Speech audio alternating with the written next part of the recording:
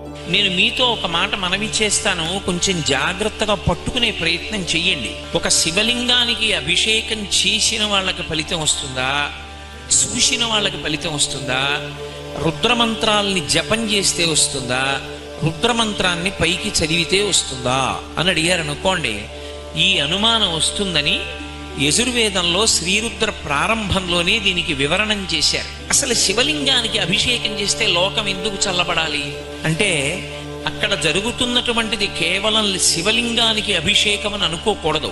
శివలింగానికి ఒక లక్షణం, అది 5 వైపులకి చూస్తుంది. కరచరణాదులతో ఒక మూర్తి ఉందనుకోండి, కాళ్ళు చేతులతో, అది వెనక్కి చూస్తుందని చెప్పకూడదు, తప్పు. ఎందుచేతనంటే వెనక్కి కళ్ళు పెట్టరు, వెనక నుంచి పూజ ఉండదు. కరచరణాదులతో ఉన్నటువంటి మూర్తి ఉన్న దేవాలయంలోకి వెళ్ళి వెనక కూర్చుని పూజ చెయ్యకూడదు, అది నిషిద్ధం శాస్త్రంలో. నేను ఏదో బాలా త్రిపుర సుందరి అమ్మవారి దేవాలయానికి వెళ్ళి అమ్మవారి పక్కన కూర్చుని కుంకుమార్చన చెయ్యాలి తప్ప అభిముఖంగా కూర్చుని పూజ చేసేటటువంటి అధికారం అసలు దేవాలయంలో పక్కన పెట్టండి, ఇంట్లో కూడా లేదు. ఇంట్లో కూడా మీ పూజా మందిరానికి అభిముఖంగా కూర్చుని మీరు పూజ చేస్తే కొత్తగా ఫలితం వచ్చే మాట దేవుడెరుగు, కానీ మీకున్నటువంటి తేజస్సుని హరించేస్తాడు ఈశ్వరుడు. కారణం ఏమి అంటే, నేను విశేషమైన తేజోవంతమైన దీపం వంక అలా చూశాను అనుకోండి, నా కంటికి చూసే శక్తి సన్నగిల్లుతుంది, కాసేపు చీకటిగా ఉంటుంది. ఎందుకంటే దాని శక్తి ముందు నా కంటి శక్తి చాలదు, ఈ వెలుతురు ఆ వెలుతురు ముందు నిలబడలేదు. అలాగే మన తేజస్సు ఈశ్వర తేజస్సు ముందు నిలబడదు. కాబట్టి ఏది ఎక్కువ తేజస్సు అది తక్కువ తేజస్సుని హరిస్తుంది. మీరు పూజలో ఎంతసేపు అభిముఖంగా కూర్చున్నారో అంతసేపు మీ తేజస్సుని ఈశ్వరుడు హరిస్తాడు. అయితే ఒక్క ఉపకారం జరుగుతుంది, ఇంట్లో సింహాసనంలో ఉంటాడు కాబట్టి రక్షిస్తూ ఉంటాడు. అందుకే అభిముఖ పూజ లేదు. భగవంతుడికి ఎదురుగుండా కూర్చుని పూజ చేయడం అనేటటువంటిది పరమ అశాస్త్రీయమైనటువంటి పూజ. అసలు అటువంటి పూజ చేయకూడదు, ఎక్కడా జరగకూడదు. దేవాలయంలో కూడా అర్చన చేసేటప్పుడు ఒక పక్కకి కూర్చుని అర్చన చేస్తారు, దక్షిణ దిక్కుని చూడకుండా. దక్షిణ దిక్కుకి చూడకుండా చెయ్యాలి పూజ. చేసే నమస్కారం దక్షిణానికి వెళ్ళకూడదు. ఒక్క సంధ్యావందనం చేసినప్పుడు దిగ్దేవతారంలో తప్ప ఇతర కార్యముల యందు దక్షిణ దిక్కుకి నమస్కారం లేదు.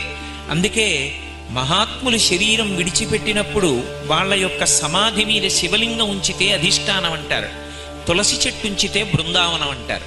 అధిష్టానానికి కానీ బృందావనానికి కానీ వెళ్ళి నమస్కారం చేసినప్పుడు దక్షిణ దిక్కెటు అని అడిగి నమస్కారం చెయ్యాలి. మన ఇష్టం వచ్చినట్లు నమస్కారం చేస్తే అది యమధర్మరాజు గారికి ఎడుతుంది. ఆయన దక్షిణ దిక్కుకు అధిపతి. ఆయన ప్రీతి చెందాడనుకోండి, ఆయన ఇవ్వవలసిన అనుగ్రహం ఆయన ఇస్తాడు. అది మనకి ఆమోదయోగ్యం కాదు. కాబట్టి అంటే ఏమంటే మరి ఎప్పటికీ చచ్చిపోకూడదా అంటే, త్రయంబకం యజామహే సుగంధిం పుష్టివర్ధనం ఉర్వారుకమివ బంధనాన్ మృత్యోర్ముక్షీయమామృతాత్.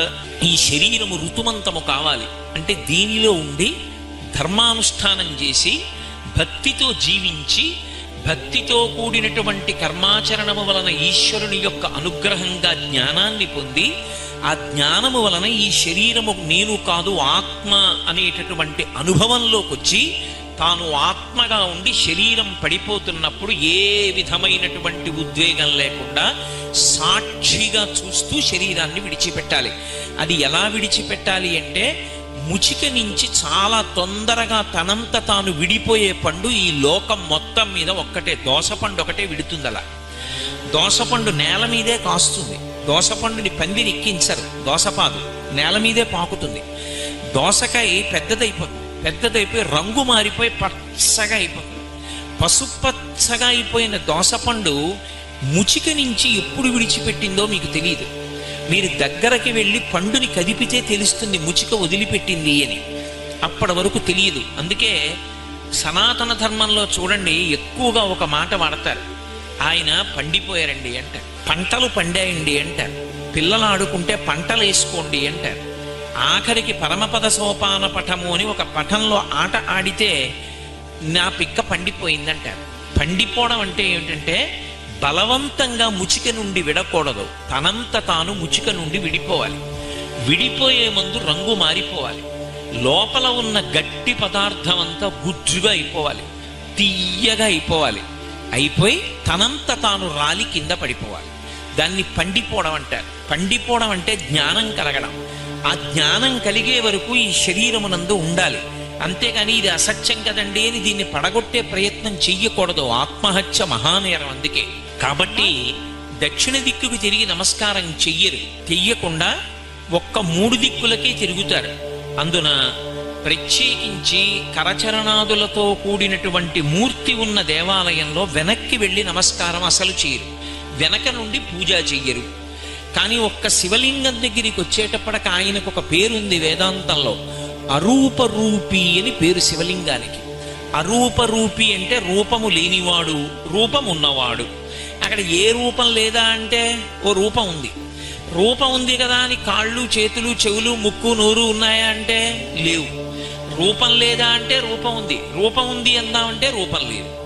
2 భిన్న ప్రకృతులు ఏకకాలమునందు ఆవిష్కరింపబడ్డాయి కాబట్టి అరూపరూపి అని పిలుస్తారు శివలింగాన్ని. శివలింగాన్ని పూజ చేసేటప్పుడు మొట్టమొదట కళ్ళు మూసుకుని ఒక భావన చెయ్యకుండా అభిషేకం మొదలు పెట్టకూడదు. ఏ భావన చెయ్యాలి అని అడిగారు. నువ్వు కూర్చున్న శివలింగం ఎప్పుడు గుండ్రగా ఉంటుంది. అలా ఉండకుండా ఉంటే శివలింగం పానవట్టం ఎప్పుడు ఉత్తరానికే ఉండాలి శివలింగానికి. అలా కాకుండా ఉందనుకోండి, అది కూర్చున్న శివలింగం, నించున్న శివలింగం, పడుకున్న శివలింగం అని 3 ఉంటాయి. అందులో అభిషేకం తీసుకోవాలి. అలా ఉన్నటువంటి 3 శివలింగాలు మీకు ఇప్పటికీ ఏకాంబరేశ్వర దేవాలయంలో కనపడతాయి. అటువంటి ప్రకృతిలో ఉన్న శివలింగాలని పిలుస్తారు వాటిని. సాధారణంగా మనం అభిషేకం చేసేటటువంటి శివలింగం మనం ఎదురుగుండా వెళ్ళి కూర్చున్నప్పుడు అభిషేకం చేసేటప్పుడు ఒక భావనతో మొదలు పెట్టాలి. గుండ్రంగా ఉంటుంది శివలింగం. ఇప్పుడు ఆ గుండ్రంగా ఉన్న శివలింగం పెరగడం మొదలుపెట్టింది అనుకోండి. ఇంత శివలింగం ఉంది, పెరిగింది, ఇంత అయింది, ఇంకా పెరిగింది, ఇంత అయింది. నేను ఇలా తిప్పడం మొదలెట్టాను అనుకోండి, పెరిగిందని. ఎంత పెరుగుతుంది? బ్రహ్మాండాలన్నీ చుట్టేస్తుంది. ఇప్పుడు నేను ఎక్కడున్నాను? శివలింగంలో ఉన్నాను. శివలింగంలో లేనిది ఏదైనా ఉందా? ఇప్పుడు శివలింగంలోకి రాలేదు అన్నది ఏదైనా ఉంటుందా? ఉండదు.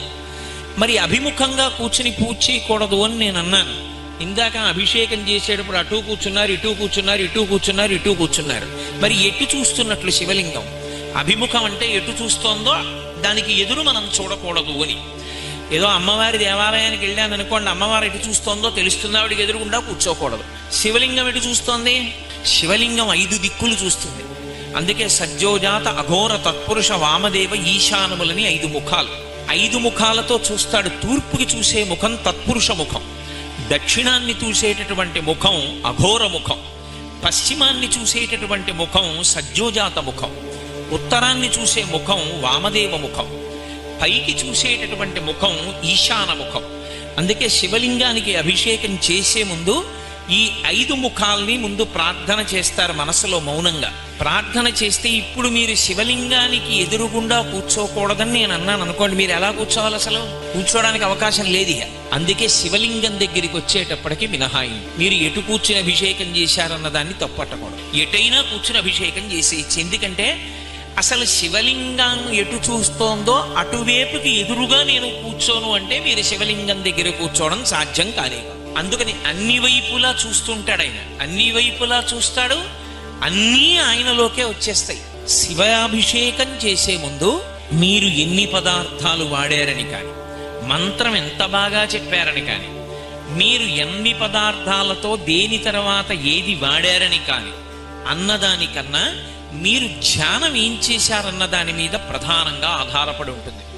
అందుకే ఆపాతాళ నభస్థలంత భువన బ్రహ్మాండమా విస్ఫురత్ జ్యోతిస్ఫాటికలింగ మౌళి విలసత్పూర్ణేందువాంతామృతై అస్తోకాప్లుతమేకమీశమనిశం రుద్రానువాకాన్ జపన్ ధ్యాయేత్ ఈప్సిత సిద్ధయే ధ్రువపదం విప్రోభిషించేత్ శివం బ్రహ్మాండ వ్యాప్త దేహాభసిత హిమరుచాభాసమానా భుజంగైః కంఠే కాలాః కపర్దాః కలిత శిశికళశ్చండ కోదండహస్తాః త్రిక్షా రుద్రాక్షమాలా సొలలిత వపుష సంభవా మూర్తిభేదాః రుద్రాశ్రీ రుద్రసూక్త ప్రకటిత విభవాన ప్రయచ్చస్తు సౌఖ్యం.